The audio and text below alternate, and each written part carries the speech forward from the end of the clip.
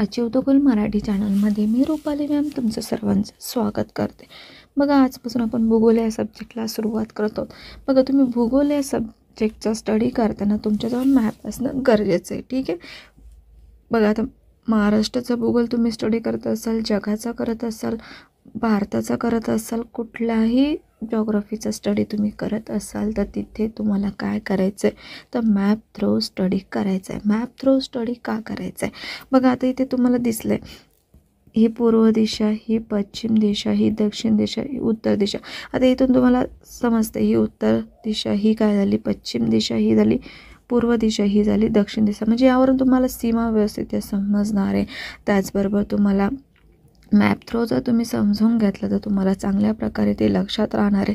त्यामुळे कसलाही स्टडी करताना जॉग्रफीचा, महाराष्ट्राचा असो, भारताचा असो, जगाचा असो, मॅप थ्रू स्टडी करायचा आहे. ठीक आहे. तुम्हाला जिल्हे समजतील, त्यानंतर किती जिल्हे मॅप थ्रू लक्षात ठेवायला तुम्हाला सोपं पडेल. ठीक आहे. या प्रकारे आता तुम्हाला समजेलच पुढे पुढे कशा प्रकारे मॅप थ्रू तुम्हाला लक्षात ठेवायचे. आता सर्वात पहिले बघा, हा काय महाराष्ट्र राज्याचा मॅप आहे. ठीक आहे. याचा आकार कसा आहे, लांबी कशी आहे, रुंदी कशी आहे, आपण नंतर बघू. त्या अगोदर आपल्याला काय बघायचं आहे. आता बघा, महाराष्ट्र काय एक राज्य आहे, तर या अगोदर काय होतं. आता सर्वांनाच माहिती आहे महाराष्ट्र राज्याची स्थापना झाली 1 मे 1960 रोजी. मग 1960 रोजीच्या आधी काय होतं हे तुम्हाला माहिती असणं गरजेचं आहे, कारण यावर क्वेश्चन विचारला जातो.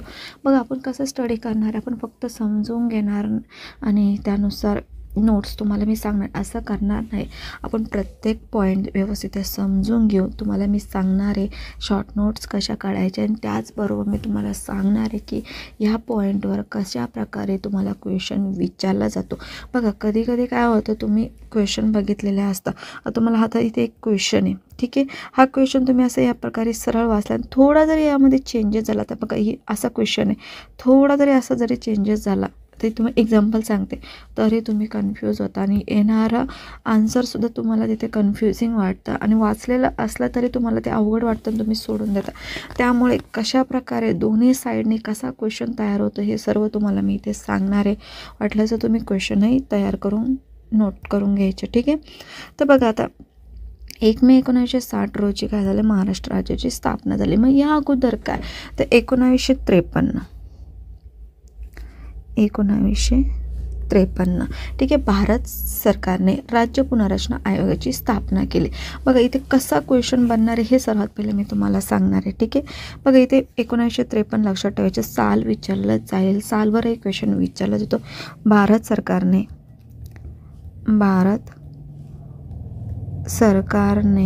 बघा क्वेश्चन कसा तयार होणार आहे त्यामुळे तुम्हाला मी नोट काढून देते. राज्य पुनर्रचना आयोगाची स्थापना 1953 साली केली. ठीक आहे. आता क्वेश्चन कसा बनतो बघा, आता इथे 3 क्वेश्चन तुमचे तयार आहेत. आपण क्वेश्चन नंबर 1 घेऊ. भारत सरकारने राज्य पुनर्रचना आयोगाची स्थापना कोणत्या साली केली. बघा, क्वेश्चन नंबर 1 कसा बनतो, भारत सरकारने राज्य पुनर्रचना आयोगाची स्थापना कोणत्या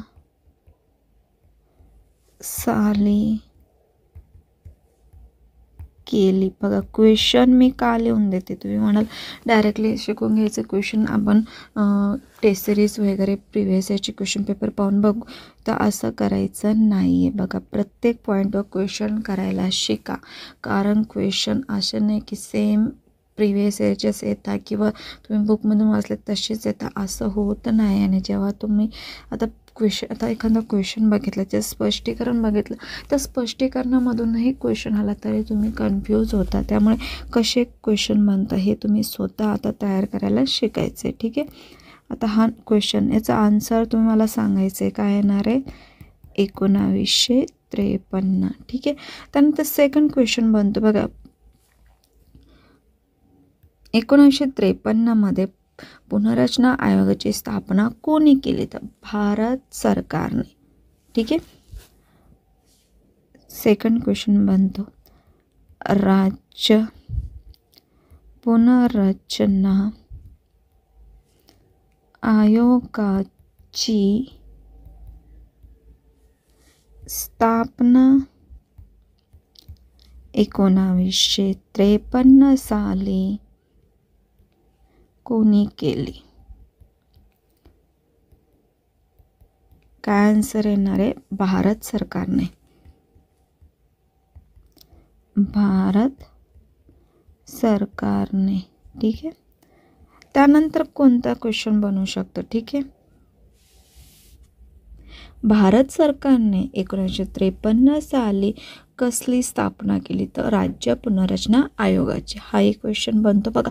एकाच एवढ्याच पॉईंटवर कशा प्रकारे तुम्हाला 3 क्वेश्चन तयार होतात. आता तुम्हाला हा क्वेश्चन तुम्ही एक्झामला जाताना कुठेतरी बघितला आहे. ठीक आहे. हा क्वेश्चन तुम्ही IMP म्हणूनही नोट केला, पण त्यावर जर ह्या प्रकारचा क्वेश्चन विचारला गेला तरी तुम्हाला आन्सर देता येत नाही.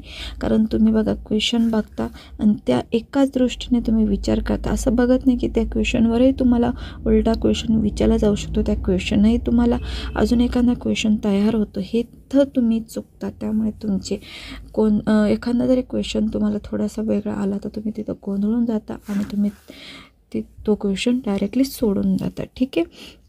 आता बघा, क्वेश्चन नंबर 3 बनतो, 1953 साली भारत सरकारने कोणत्या आयोगाची स्थापना केली? कोणत्या आयोगाची स्थापना केली? ठीक आहे. तर राज्य पुनर्रचना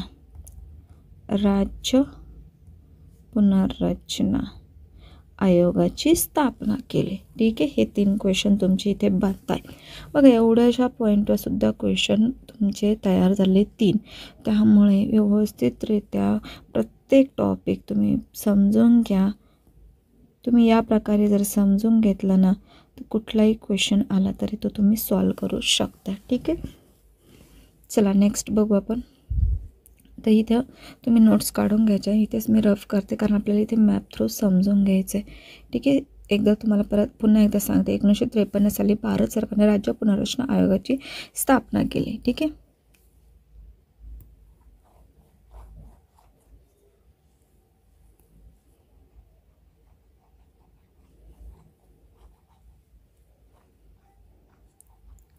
आता बघा, भारत सरकारने राज्य पुनर्रचना आयोगाची स्थापना केली, पण त्यामध्ये त्यांनी महत्त्वाची शिफारस ठेवली. कोणती? भाषावर राज्य निर्माण करण्याची महत्त्वाची शिफारस या आयोगाने केली. ठीक आहे. कोणती केली? बघा, भाषावर कोणती शिफारस केली? तर हेही लक्षात ठेवा, यावर क्वेश्चन विचारला जातो. भाषावर राज्य निर्माण करण्याची महत्त्वाची कोणती शिफारस या आयोगाने केली? तर कोणत्या आयोगाने केली? बघा, भारत सरकारने राज्य पुनर्रचना आयोगाची स्थापना केली. तर राज्य पुनर्रचना आयोगाच्या स्थापना झाली. त्या आयोगाने काय केलं? भाषावर राज्य निर्माण करण्याची महत्त्वाची शिफारस या आयोगाने केली. तर कोणती शिफारस केली? भाषावर राज्य निर्माण करण्याची महत्त्वाची शिफारस या आयोगाने केली.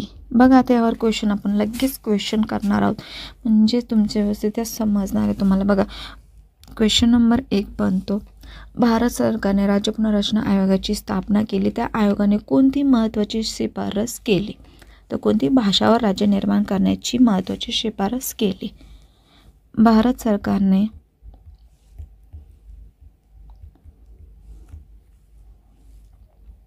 राज्य पुनर्रचना आयोगाची स्थापना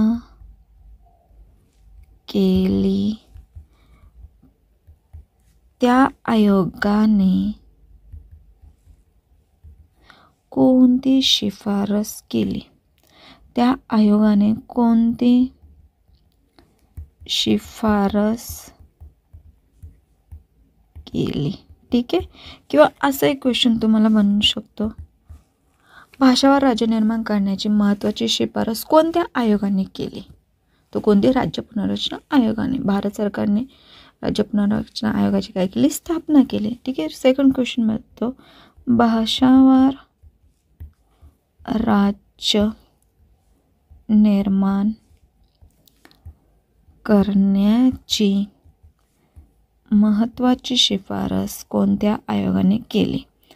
महत्त्वाची शिफारस कोणत्या आयोगाने केली? ठीक आहे. हा तुमचा सेकंड क्वेश्चन बनतो. ठीक आहे. लक्षात आलं तुमच्या? भारत सरकारने 1953 साली राज्य पुनर्रचना आयोगाची स्थापना केली. त्या राज्याने कोणती शिफारस केली? भाषावार राज्य निर्माण करण्याची महत्त्वाची शिफारस केली. ठीक आहे. नेक्स्ट पॉईंट बघा.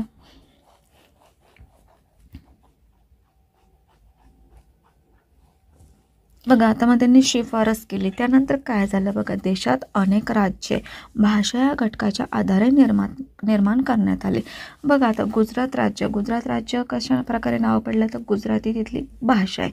ठीक आहे. त्यानंतर तमिळ भाषा, त्यामुळे तमिळनाडू राज्य. ठीक आहे. मराठी भाषा तर महाराष्ट्र राज्य. या प्रकारचे काय झाले? भाषावार राज्य निर्माण झाले. ठीक आहे. देशात